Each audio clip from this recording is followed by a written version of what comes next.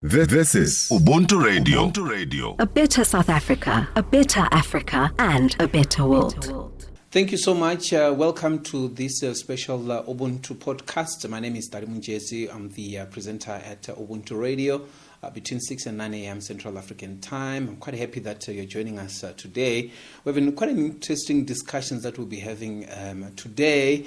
South Africa has launched a campaign to be back at the African Union Peace and Security Council as well. So that's the focus that we're having. I'm quite happy that the ambassador responsible for global governance and continental agenda, Ambassador Xolisa Mabhongo, is here with us to discuss this, but also just to highlight South Africa's agenda in the African continent as well. The issue of peace and security will be on focus. Ambassador, thank you so much for joining us.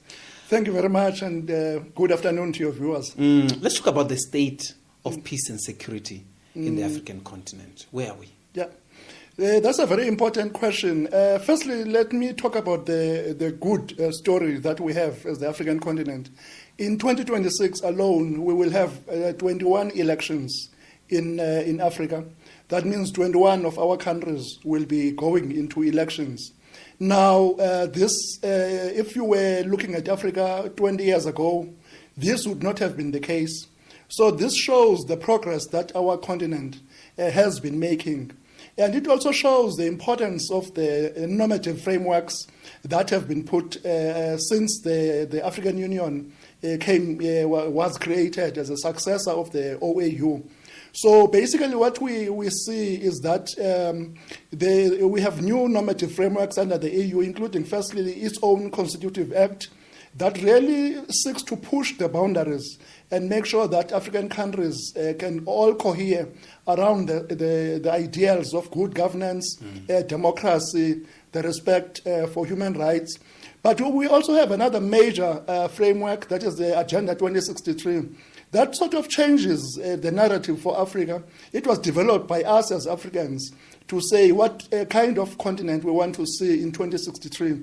So it focuses the minds of our leaders as well as the minds of our people on development, on improving this continent of ours. So with those frameworks, we think that generally the narrative about Africa in the world has changed. That said, however, we have to acknowledge that there has been some setbacks. The situation in Sudan is a blight in our conscience. Is one of the largest humanitarian disasters that we are facing. 10 years ago, we thought Sudan was transitioning towards, a more stable democracy, focusing on development. However, we had this setback. So, and also if you look in West Africa, in the Sahel in particular, there you see some unconstitutional changes of government, which also of themselves are a problem, because you see one country doing a coup, maybe a neighboring country is doing a copycat, and this is not good for the African continent. And then we also, of course, face the challenges of terrorism, violent extremism. And this is, in a way, happening in many parts of our continent. It's no longer only concentrated in one area. So whilst we have a very good story to tell about democracy in Africa, 21 elections in 1 year, we do have setbacks in that sense. And therefore, I think it's important that leadership of the African continent really focus, on the needs of our people. Remember, this is happening also in a context where Africa has what is called the youth bulge. We are a very youthful continent, and I think we need, to focus the minds of our people. That's why Agenda 2063 is important. We need to focus the minds of our young people, in towards development, towards democracy, human rights. Teach them those values, so that we do not have the recurrence of conflict that we tend to see from time to time. So yes, we have a story to tell, but we also have a serious setbacks that we have to address. Now, the African Union carried the bulk of responsibility in terms of ensuring that the conflicts and also troubles that erupts in the African continent are addressed. the African Union, how do you see its effectiveness, and just in looking at the organization itself, and how it's helping navigate those, even supporting the democracies you talk about now, even elections as well, that we are seeing in Africa, almost half of the continent going into that democratic processes as well. Yeah. There's a lot of notable achievements that we are seeing in the continent. The AU has a bulk of responsibility. Yes, the AU is our main continental organization to address development, peace and security. And the AU has done its part. It plays a very important role in, as you said, for example, in helping countries with election processes, with governance processes, with early warning, prevention, conflict prevention. So when you talk about the AU, of course, you've got to look at different structures within the AU. On the one hand, you have got the Peace and Security Council, but you have got other structures such as the ECOSOC, the Economic and Social Council. You have got commissioners responsible for different areas like infrastructure and others. So that is the totality of the African Union. And I think in all these areas, we see the AU having an impact. Of course, the AU still has challenges, for example, such as inadequate funding of the programs that it wants to do. But the AU also champions Agenda 2063, the main flagship program for Africa, the Agenda 2063, the Africa we want. So the AU is really playing a big role there. In mediation and all of this, you find the AU has got envoys to many of the hotspots in our continent. So I would say that the AU, despite the challenges that it is facing, is actually impactful now more than it was maybe 10 years ago.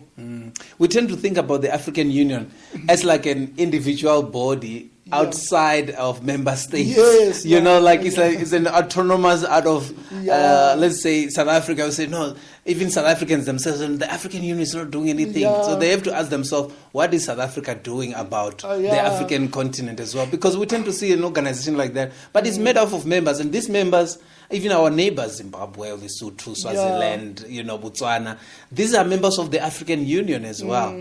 And we tend to see this organization. That's why it's important for someone who has not even understood what this African Union is about, and also the peace and security, and which is our agenda item today, to look at the Peace and Security Council and why we are coming. No, you're right. I mean, it's the same thing that happens with the United Nations. People talk about the United Nations as if it's not the member states, but it's actually made up of the member states. So that's the same with the African Union. The effectiveness of the African Union actually depends on the commitment of its member states, of the leaders, our heads of state and government, who meet every year in the assembly in Addis Ababa to take the decisions. But ultimately, most of those decisions require political will from us as member states in order to ensure that they are implemented. So I agree with you. The AU is there, the Secretariat, there are things that they can do, but they need to be backed by political will coming from us as member states. Where does that will come from? The resources? Where does it emanate from? The country just says, we just don't have enough resources to make certain commitments that we have agreed to make. Many African countries, for example, to start with, for the AU to function, we have to pay our dues as member states, and the majority of the African Union member states do pay their dues. That's the one thing. Secondly, if you look in the context of on peace and security, the AU took a decision to establish an African peace fund, an AU peace fund. And the target was set at $400 million, and we're almost getting there. And this is backed. This is a will and a commitment by member states. And of course, we have also started to invite also the private sector to play a role and contribute to the peace fund. And the peace fund would help, for example, with mediation, with conflict resolution in different parts of the continent where we still have hotspots. So that is just an example of political will being expressed by member states. Let's talk now. We have just launched a campaign for a while now in terms of going back into the African Union Peace and Security Council. Right? What is this council about, and why do you want to go? Because I understand we were chairing it. We were part of 2023. We were at the council. Yeah, the Peace and Security Council is a very important organ of the African Union. It manages, basically its role is to handle peace and security questions. And so when we were talking about unconstitutional changes of government, we're talking about mediation, we're talking about prevention, we're talking about early warning. Those are some of the work that the AUPSC does. And we've got to support the PSC in that sense. And so, of course, it is a main organ, one of the main organs of the AU, made up of 15 member states from different regions. So you can see the composition is similar to the UN Security Council. Mm-hmm. So, but that is its function. And I think for South Africa, it's very important that we be there because, first of all, we've got a pedigree as a country when it comes to peace building, peacekeeping, mediation. Since 1994, we've played mediation roles in so many parts of Africa, not only in our sub-region, not only in the DRC, Burundi, but also we played a role in Cote d'Ivoire, in places like Cote d'Ivoire and others, in terms of mediation and bringing people together to form peace, to commit themselves to peace. But South Africa has also been a big part of the peacekeeping missions here in the African continent. We had soldiers when the AU created. So one of the functions that the AUPSC can do, for example, is to decide on the creation of peace support operations in countries in conflict. So South Africa participated in a number of AU peace support operations in Darfur. In Darfur, we were there. In Sudan, we've been there. I believe also not so much with a big force, but in places like Somalia and others. So that is basically the pedigree that we have and the experience that we have as a country in mediation, in contributing to peacemaking, to peacekeeping. So we think that we can contribute all these qualities and bring them to bear in trying to resolve some of the remaining conflicts in the African continent. And we've got we come from a country of very important luminaries like Nelson Mandela. And when we look at some of the conflicts and the things that need to be done, the South African example of our transition, how we managed our transition, becomes so important, where we said, even if people come from different perspectives, different views. Ultimately, we have to sit down around the table and work the challenges out. So that is an example that we are bringing to the continent. When you're talking about transitional justice, like our TRC, the Truth and Reconciliation Commission, it is a model for a number of African countries. In fact, some of the countries in West Africa, such as Sierra Leone and others, are actually looking, when they were doing their transition, they also looked into what we had done in South Africa during our TRC process. So again, if you look in South Sudan, where there's still a conflict, again, we are able to bring the example of our TRC and say, this is how we did things. But also South Africa, because we are an established democracy, we're a young country, but relatively, I would say that we are an established democracy.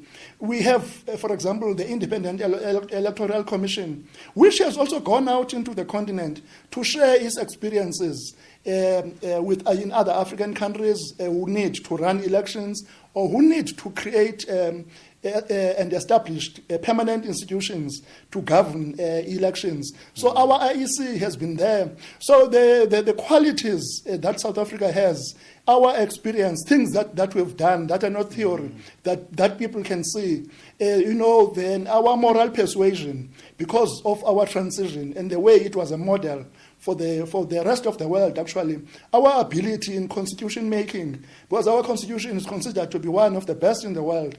So all those things are qualities and examples of who we are that we can bring to bear. So it's important, therefore, that we be part of the leadership of trying to resolve the conflicts in the continent. So that is why we think it's important that we be re-elected into the AUPSC. A lot of people will be looking internally within South Africa and say, we have big problems at home here in our country. Why do we have to go and resolve other challenges happening elsewhere in the continent? What does it have to do with us, Yeah. Because they will think, no, do we even have the capacity, the resources, the financial resources, human resource, for example, to be able to meet what is required? Because if we still have not even silenced the gun, we have set our target 2030 that we're going to silence the gun by silencing the guns in the African continent as well. It's still ongoing, and South Africa, yes, want to set its foot in the continent as well. Of what benefit for South Africans? Someone will say, why are you still going there? Well, I think the challenge is that countries don't live as islands. We are an integrated continent. Look at the movements of people, for example, people from all over the continent, essentially coming into South Africa. Some of them are actually coming to South Africa to look for opportunities.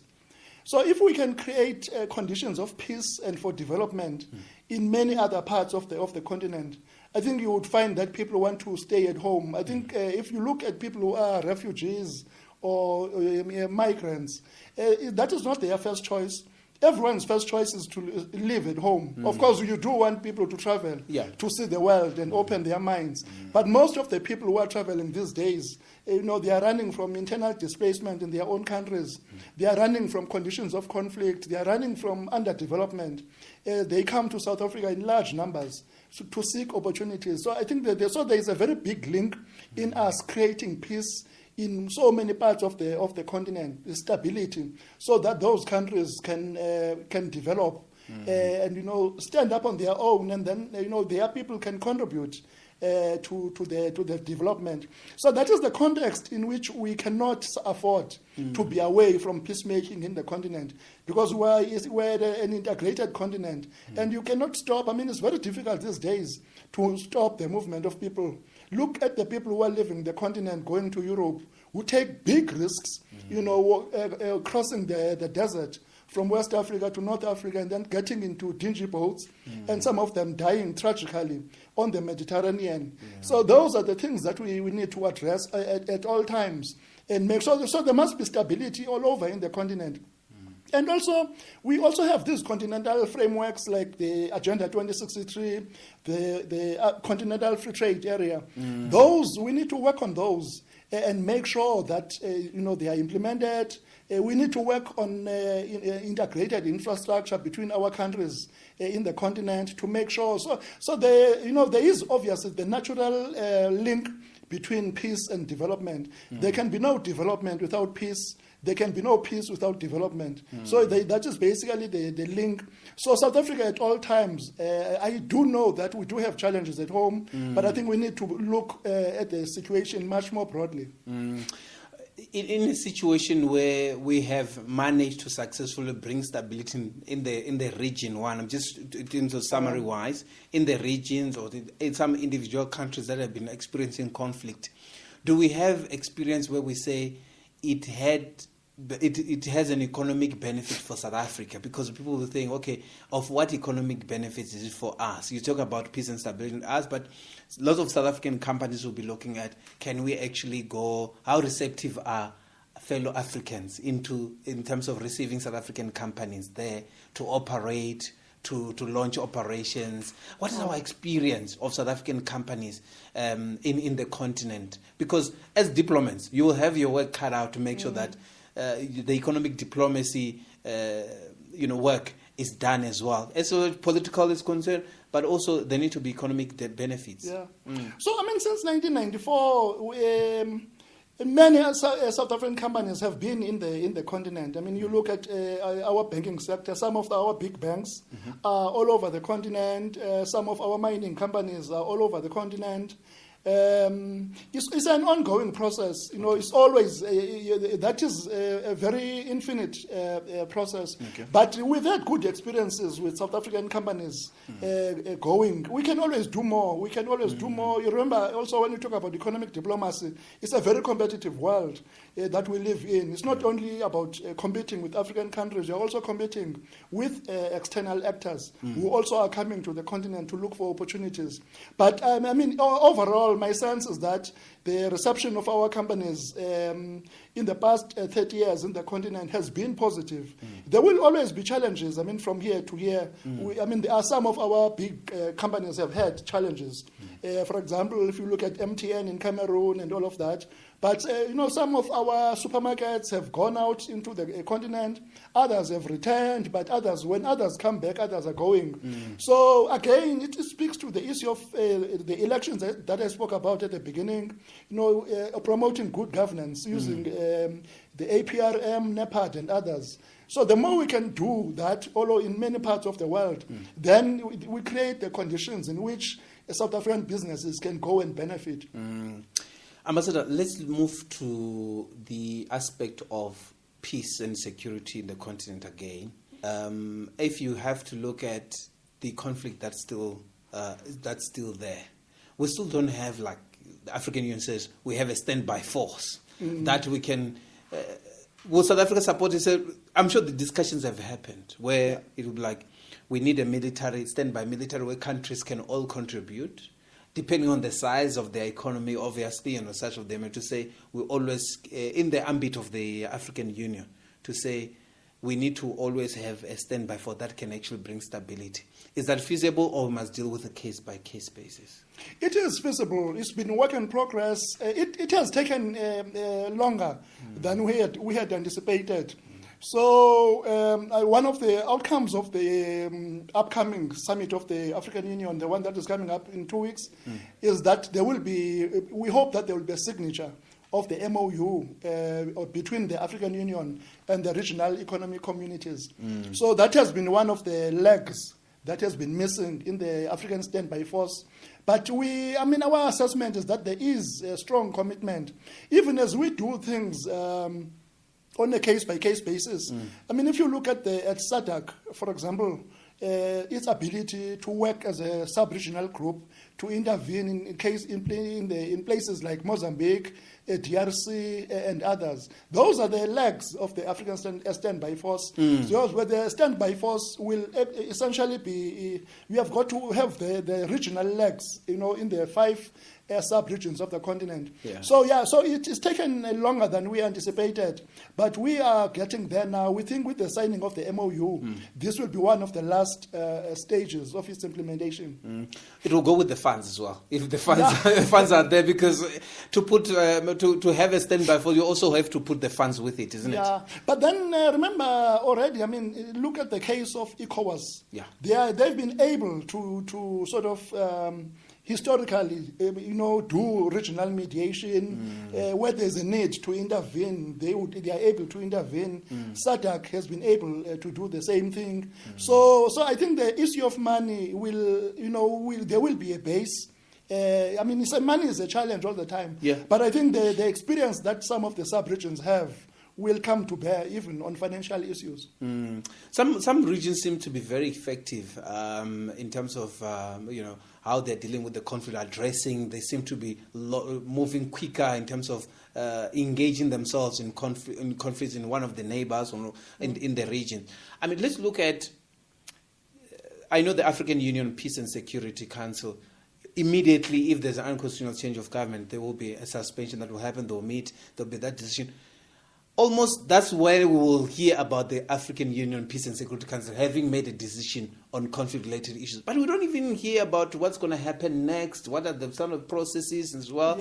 And you feel like the public diplomacy work only happens when there's an announcement that we have suspended this country. And we hear it ends there, and they seem not to be...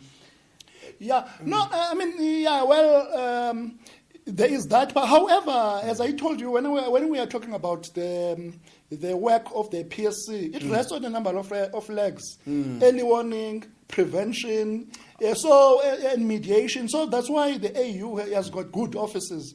By good offices, I mean special envoys. So the AU has special envoys that are working all the time. So they may not be in the limelight like when you have an unconstitutional change of government, but they are working as AU envoys in different hotspots.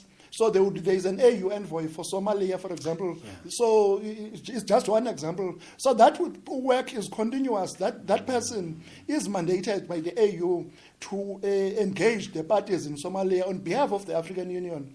In the case of South Sudan, where South Africa, we are leading the Committee of Five, what is called the C5. Yeah. Our minister was in South Sudan recently in Juba, to meet with the parties as they prepare for the elections that will take place in December 2026.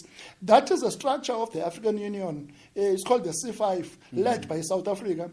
And during this summit that is coming up, President Ramaphosa will chair the same structure at the level of heads of state and government. So this Committee of Five is a committee of the African Union mandated to work with the parties in South Sudan. So there are many examples of that nature, the good offices of the AU. So they may not be visible because by nature they are working behind the scenes. Pushing diplomacy and all of that. Yeah, that's quite interesting. Now, this invites the question about then when does the UN, United Nations Security Council, get involved with the work of the African Peace and Security Council? Because we know there are certain times where the two meet. It seems like there's a regular meeting between the African, because many of agenda items one will have to, over the couple of years, has been African issues as far as the agenda of the African Union. You have served at the United Nations at a very high level as well. This is your turf in terms of that coordination between the African Union Peace and Security Council and the United Nations Peace and Security Council as well. And the world triumph, because the UN will come with the resources, will come with the expertise, the envoy. How's that relationship? It's been working well. This is also a legacy of South Africa's first membership of the UN Security Council in 2007 and 2008, where we served for the first time in the UN Security Council as a non-permanent member. So we championed during that time the idea of the collaboration, stronger collaboration between the UN Security Council and the AU Peace and Security Council. So from that moment on, it's been developing, evolving, to the extent that every year the AUPSC and the UNSC, they actually meet, they alternate. This year, they will meet in Addis Ababa. Next year, they will meet in the UN. Because one of the reasons is because there's an overlap in the agendas. So some of the issues, the country-specific situations that are being dealt with in Addis Ababa by the PSC are also on the agenda of the Security Council in New York. So this coordination is very important. But also the subsidiarity. So we are saying that the AUPSC, is a continental, the AU is a continental organization. It must be given the space to lead the processes. But then we need also the Security Council, because the Charter of the UN actually gives the UN Security Council the mandate for the maintenance of peace and security around the world. So therefore, that's why they have to work together. It will not always be 100% optimal, but it is working. So beyond also the councils themselves meeting, the secretariats meet also annually. So the head of the AU Commission and the Secretary General of the UN, they meet, they have their own annual meetings where they share notes, about what is happening in different parts of Africa. So I think this is a very good development. But then in the UN Security Council, there is what is called the A3, because at any given moment, Africa has got 3 countries that are serving as members of the Security Council in New York. So we call them the A3.